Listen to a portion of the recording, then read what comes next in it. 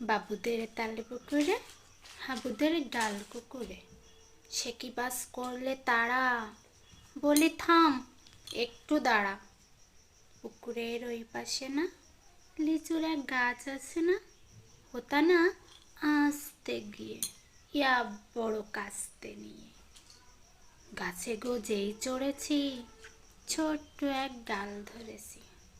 ও বাবা, হঠাৎ করে পড়েছি সরাত জোরে। পড়বি পর মালির ঘাড়ে, সে ছিল গাছের আড়ে।